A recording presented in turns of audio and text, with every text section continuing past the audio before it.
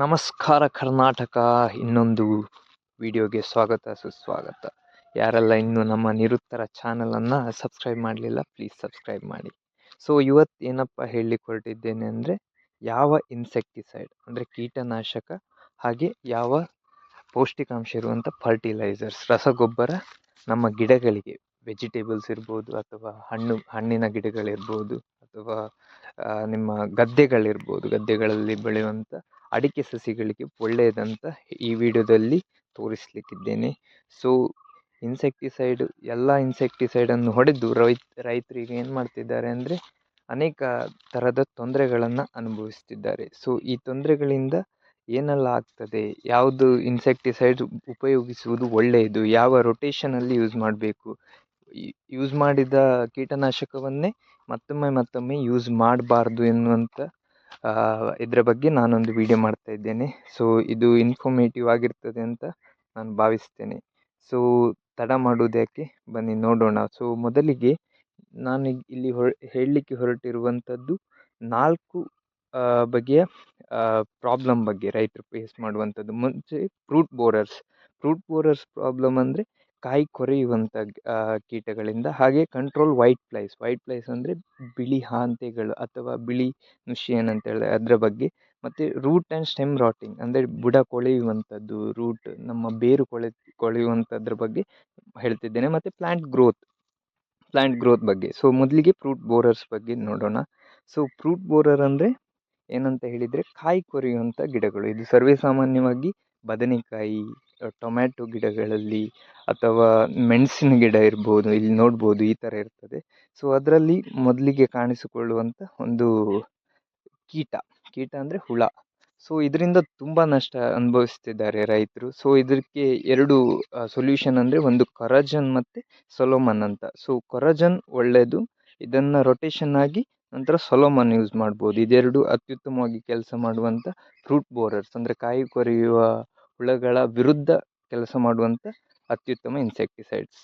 ಹಾಗೆ control white flies ಅನ್ನುವಂಥದ್ದು ಒಂದು ಬಿಳಿ ಸೊಳ್ಳೆಗಳ ಥರ ಇರುವಂಥದ್ದು. ಇಲ್ಲಿ ನಾನೀಗ ನಿಮಗೆ ಫೋಟೋ ತೋರಿಸ್ತೇನೆ, ಈ ಥರ ಇರ್ತದೆ. ಇದು ಕೂತಾಗ ಏನಾಗ್ತದೆ ಅಂದರೆ ನಿಮ್ಮ ಗಿಡಗಳಲ್ಲಿರುವ ಸಾರಾಂಶವನ್ನು ಇದು ಹೀರ್ತದೆ. ಇದರಿಂದ ನಿಮ್ಮ ಗಿಡ ಹಳದಿ ಬಣ್ಣಕ್ಕೆ ತಿರುಗುವಂಥ ಸಾಧ್ಯತೆ ಕೂಡ ಇರ್ತದೆ. ಸೊ ಇದನ್ನು ಆದಷ್ಟು ಕಂಟ್ರೋಲ್ ಮಾಡೋದು ಒಳ್ಳೆಯದು. ಇದಕ್ಕೆ ಪೆಗಸಸ್ ಮತ್ತು ಲ್ಯಾನ್ಸರ್ ಗೋಲ್ಡ್ ಅಂತ 2 ಅತ್ಯುತ್ತಮವಾದ ಔಷಧ ನಿಮಗೆ ಮಾರುಕಟ್ಟೆಯಲ್ಲಿ ದೊರೆಯುತ್ತದೆ. ಇಲ್ಲಿ ಕಾಣಿಸ್ಬೋದು ನಿಮಗೆ, ಇದೆ ಪೆಗಸಸ್. ಇದು ಅದ್ಭುತವಾಗಿ ಕೆಲಸ ಮಾಡ್ತದೆ. ಇದರೊಟ್ಟಿಗೆ ಲ್ಯಾನ್ಸರ್ ಗೋಲ್ಡ್ ಕೂಡ ಅದ್ಭುತವಾಗಿ ಕೆಲಸ ಮಾಡುವಂಥದ್ದು. ಸೊ ವೈಟ್ ಫ್ಲೈಸ್ ಅಂದರೆ ಬಿಳಿ ಹಾಂತೆಗಳನ್ನು ನೀವು ಆದಷ್ಟು ಕಂಟ್ರೋಲ್ ಮಾಡಿದರೆ ನಿಮ್ಮ ಇಳುವರಿ ಅತ್ಯುತ್ತಮವಾಗಿ ಬರ್ತದೆ. ಸೊ ಹಾಗಾಗಿ ಈ ಲ್ಯಾನ್ಸರ್ ಗೋಲ್ಡ್ ಮತ್ತು ಪೆಗಸಸ್ಸನ್ನು ಯೂಸ್ ಮಾಡೋದು ಉತ್ತಮ. ಹಾಗೆ ಇನ್ನೊಂದು ಪ್ರಾಬ್ಲಮ್ಗೆ ಹೋಗೋದಾದರೆ ರೂಟ್ ಆ್ಯಂಡ್ ಸ್ಟೆಮ್ ರಾಟಿಂಗ್ ಅಂದರೆ ನಿಮ್ಮ ಕಾಂಡ ಅಥವಾ ಬೇರೇನಂತ ಹೇಳ್ತೇವೆ, ಅದು ಕೊಳೆಯುತ್ತದೆ ಸಮ್ಟೈಮ್ಸ್. ಅಂದರೆ ನೀರು ಜಾಸ್ತಿ ಆಗಿಯೋ ಅಥವಾ ಏನು ಫಂಗಸ್ ಇನ್ಫೆಕ್ಷನ್ ಅಂತ ಹೇಳ್ತೇವೆ, ಅದರಿಂದ ರೂಟ್ ಮತ್ತು ನಿಮ್ಮ ಕಾಂಡಗಳು ಕೊಳೆಯುವ ಸಾಧ್ಯತೆ ಇರ್ತದೆ. ಸೊ ಇದನ್ನು ನಿಯಂತ್ರಿಸುವುದು ಹೇಗೆ ಅಂದರೆ, ಇದಕ್ಕೆ ಮೇಯ್ನಾಗಿ 2 ಔಷಧ ಇದೆ, ತಾಕತ್ ಮತ್ತು ರಿಡಮಿಲ್ ಗೋಲ್ಡ್ ಅಂತ. ಸೊ ತಾಕತ್ತದ್ದು ಟಾಟಾ ಕಂಪನಿಯವರದ್ದು. ಇದು ಅದ್ಭುತವಾಗಿ ಕೆಲಸ ಮಾಡ್ತದೆ. ಇದು ನೀವು ಎಲ್ಲಿ ಯೂಸ್ ಮಾಡಬೇಕಂದ್ರೆ ಡೈರೆಕ್ಟಾಗಿ ಮಣ್ಣಿಗೆ ಇದನ್ನು ಹೊಡೆಯುವ ಪ್ರಕ್ರಿಯೆ. ಸೊ ಇವೆರಡು ಅದ್ಭುತವಾಗಿ ಕೆಲಸ ಮಾಡುವಂಥದ್ದು.